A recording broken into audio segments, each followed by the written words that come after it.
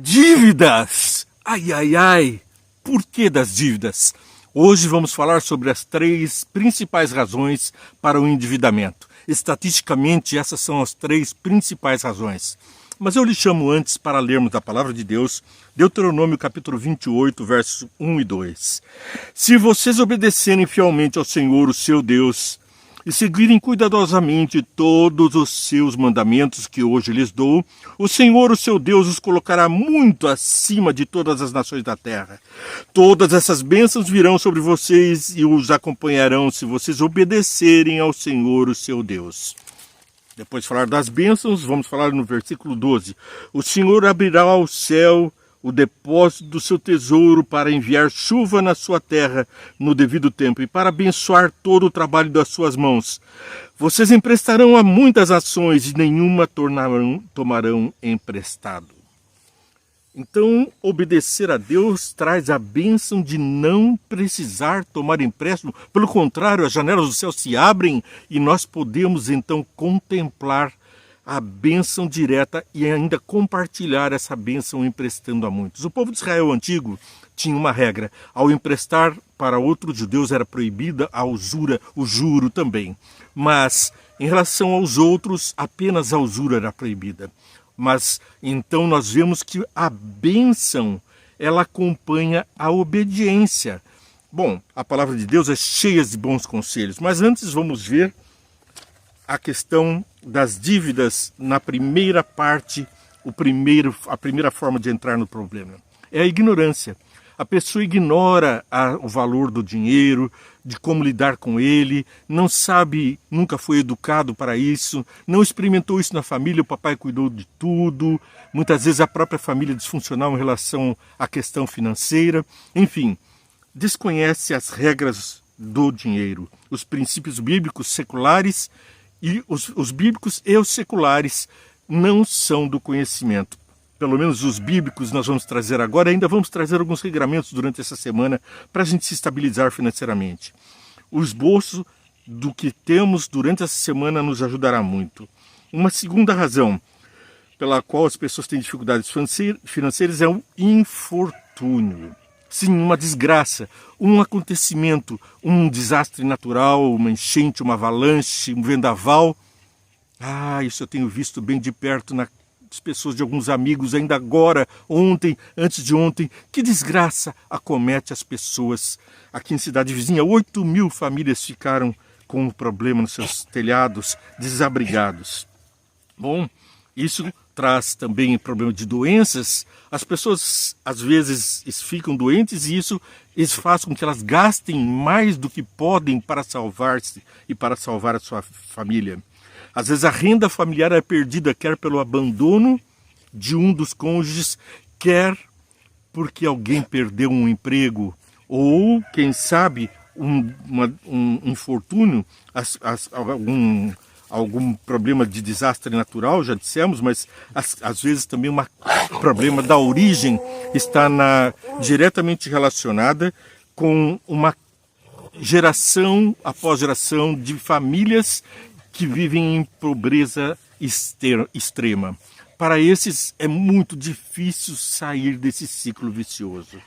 Mas Deus tem uma providência e tem também algo sobre a nossa educação para uma bênção divina. Veja, a mudança pode vir no apoio a amigos cristãos, conselhos e assistência de pessoas piedosas, trabalho árduo aliado à boa educação e à bênção e providência de Deus. Através de você, a bênção de Deus também pode ajudar essas pessoas. Mas temos ainda um outro motivo: a ganância, o egoísmo. Que triste! Isso nos leva a querer mais do que podemos. A publicidade nos contamina. Você fica muito tempo assistindo coisas que trazem inúmeras propagandas e criam o desejo.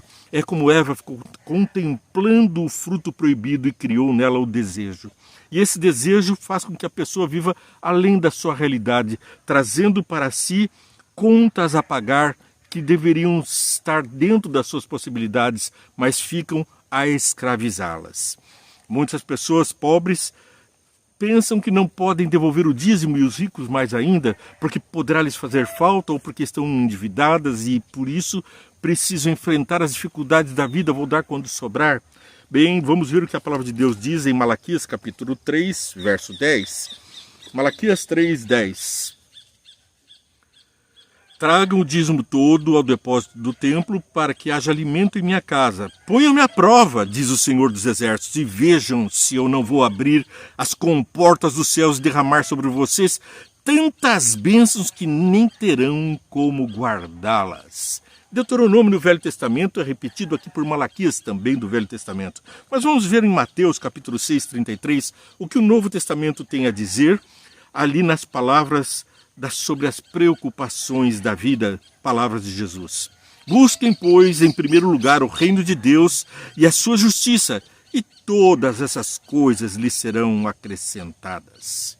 Jesus disse sobre os lírios do campo, sobre os pardais, eles vivem e são sustentados pelo Pai dos céus. 1 Timóteo 6, do verso 6 até o verso 9.